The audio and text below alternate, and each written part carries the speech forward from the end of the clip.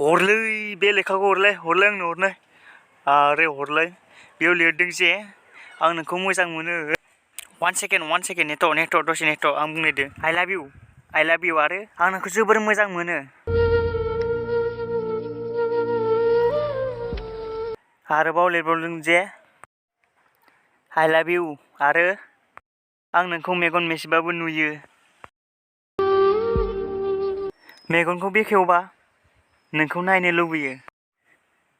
नों खाथियाव गैयाबा सोरगिदिं नागिरो आं नोंखौ। आंनि सनाखौ नागिरनानै मोनसेल' बाथ्रा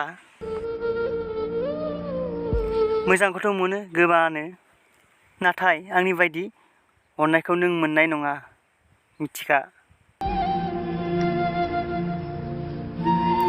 आं नोंखौ बावनो हाया सना, आं नोंखौ बावगारनोनो साना।